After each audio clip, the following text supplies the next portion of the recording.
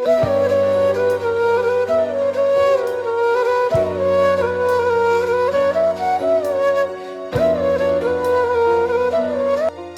श्री केदार मित्रों, welcome and welcome back to my YouTube channel dream to wonder.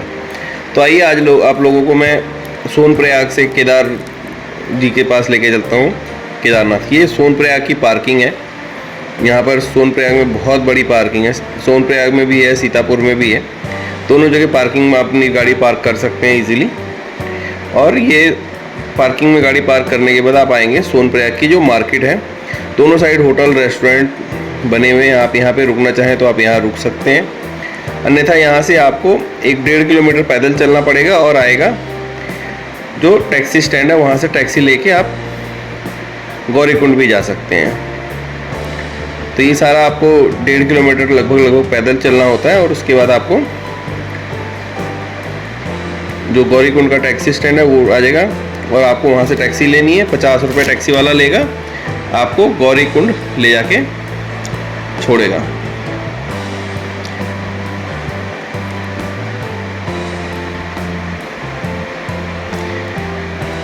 ये जो पुल आप देख रहे हैं, इस पुल को पार करने के बाद ही टैक्सी मिलती है सारी।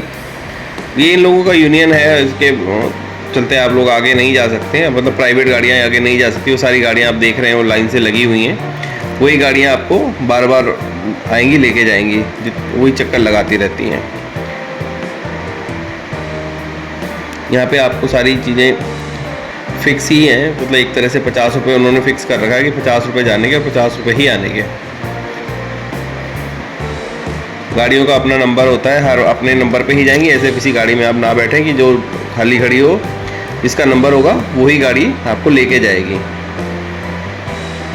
तो हम लोग अभी टैक्सी में बैठ गए हैं और ये हमारी पूरी टीम है जिसके साथ हम केदारनाथ यात्रा पे निकले हैं। तो जय श्री केदार, आप लोग भी आइए केदारनाथ। ये है गौरीकुंड। टैक्सी से उतरने के बाद आपको गौरीकुंड पे पैदल चलना शुरू करना पड़ता है और उसके बाद आएगा मेन स्टैंड, जो प्रवेश द्वार है। मार्केट वगैरह ख़त्म हो जाएगी उसके बाद।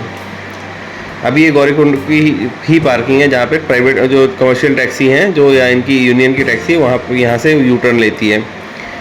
उसके बाद आपको ये यहाँ का गौरीकुंड का जो सबसे ऊपर पोस्ट ऑफिस है, जो लास्ट पोस्ट ऑफिस कह सकते हो, ये है गौरीकुंड में। और उसके बाद यहाँ से जो है केदारनाथ की पैदल यात्रा का मार्ग शुरू होता है गौरीकुंड से।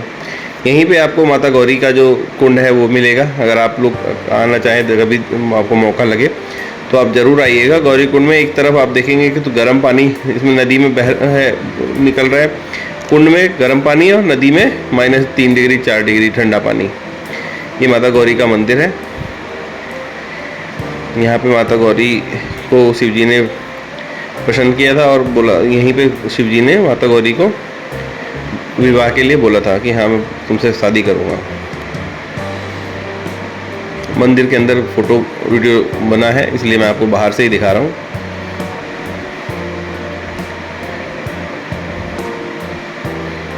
तो आइए आगे चलते हैं हम लोग अब केदारनाथ की तरफ, केदार घाटी की तरफ।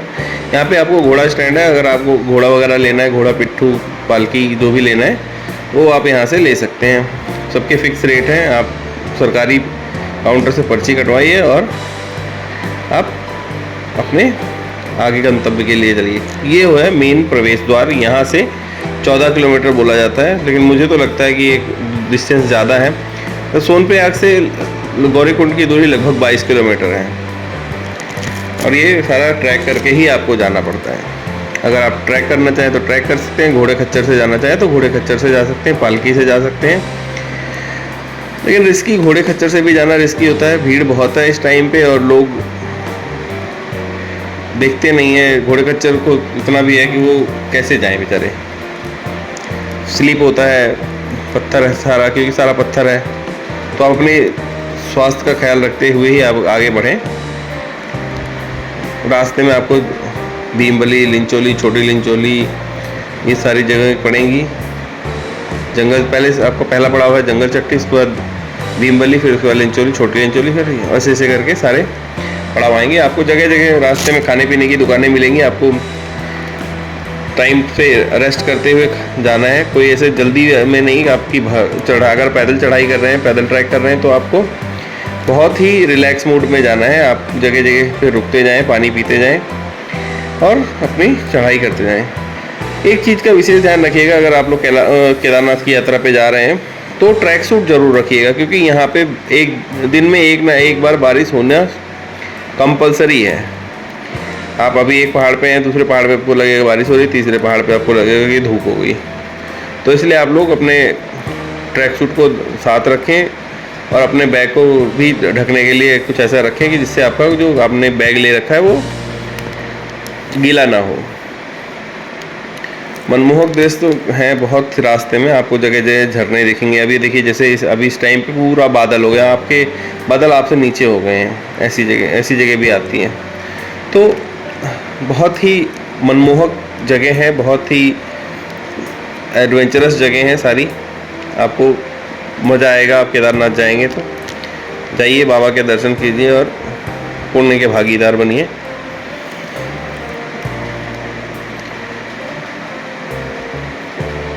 अगर आप केदारनाथ जाना चाहते हैं तो आपको पहले ही 2-3 महीना पहले ही एक्सरसाइज करनी शुरू कर देनी चाहिए, वॉक करना शुरू कर देना चाहिए और स्टेप्स, सबसे बड़ी बात जीना चढ़ने की प्रैक्टिस होनी चाहिए, जिससे आपके पैरों में दर्द ना हो।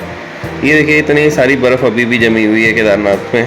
ये सारा आप जो वाइट देख रहे हैं ये सब बर्फ़ है जो बरसात में, मतलब सर्दियों में गिरती है, वो अभी भी यहाँ पे ड्राई आइस के रूप में है, जो ये पिघल पिघल के थोड़ा थोड़ा पानी रास्ते को गीला कर रहा है।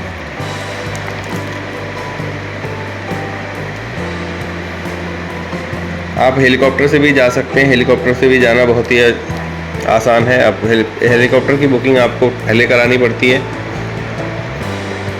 ये आपको पालकी वाले जो हैं, कुंडी वाले जो देख रहे हैं आप लोग, एक आदमी को बिठा के लेके जा रहे हैं। बेचारे का खुद का वजन 40 किलो 50 किलो है और उसने 100 किलो का आदमी अपने से ऊपर बिठा रखा है। ये केदारनाथ का घोड़ा स्टैंड है। यहाँ पे आपको केदारनाथ जो उसको बेस कैंप बोलते हैं, बेस कैंप से आधा किलोमीटर पहले ही घोड़ा स्टैंड बना रखा है। यहाँ से लगभग 2 किलोमीटर केदारनाथ है। यहाँ उसके बाद यहाँ से आपको वॉक करके ही जाना पड़ेगा। ये केदारनाथ का हेलीपैड है।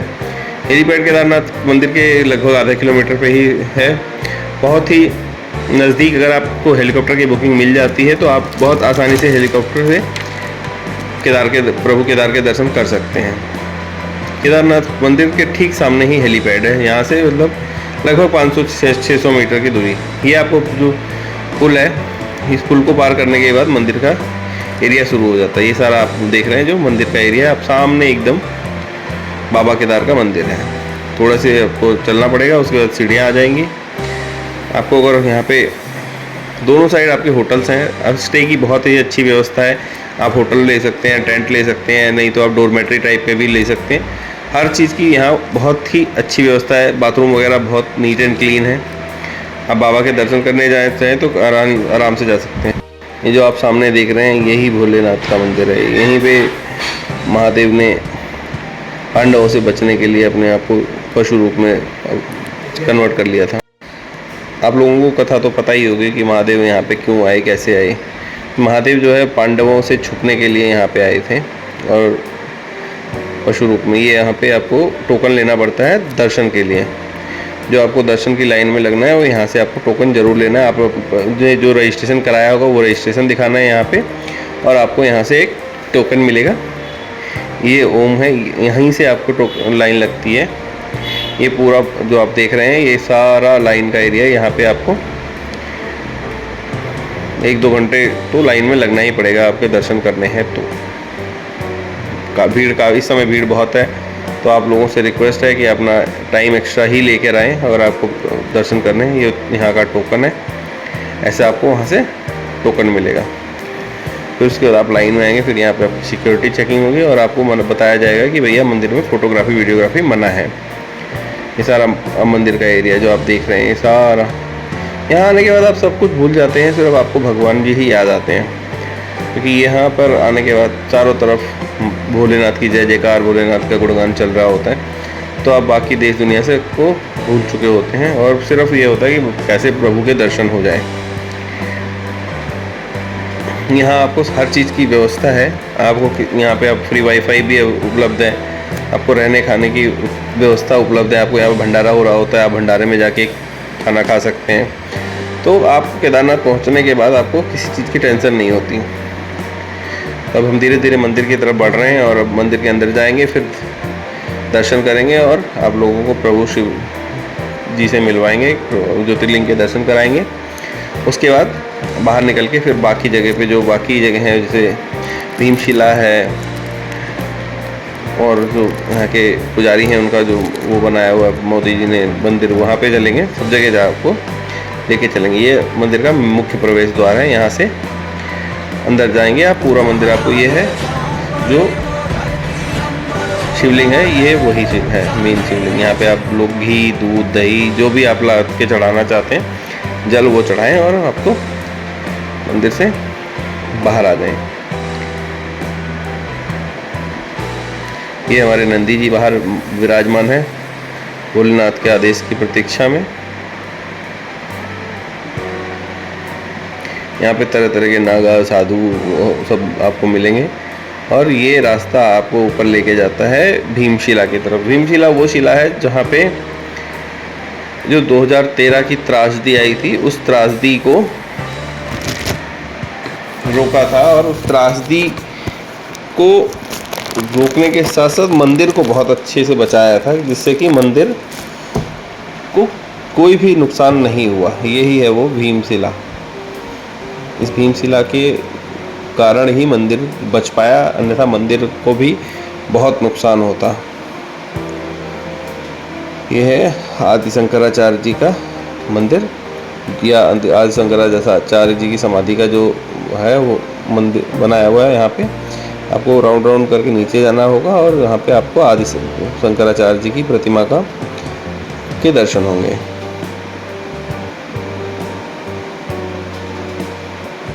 तो आप वापस वहाँ से दर्शन करके वापस आएंगे और फिर भीमशिला के पास, उसके बाद आप अपनी यात्रा संपूर्ण माने। ये सब जो आपको मैं दिखा रहा था रहने खाने की, और ये है आपकी ऊपर जो भैरव के मंदिर पे आपको जाने के लिए जो यहाँ पे दर्शन करने आते हैं, लगभग लोग भैरव मंदिर पे भी दर्शन करने के लिए जाते हैं। ये भैरव मंदिर से आपको पूरे कैलाश घाटी दिखेगी, जो केदार घाटी है वहाँ पे आपको यहाँ ऐसा दृश्य दिखता है। तो आइए चलते हैं अब हम अपने घर की तरफ और प्रसाद वगैरह लेते हैं। जय महादेव, हर हर महादेव, हर हर महादेव।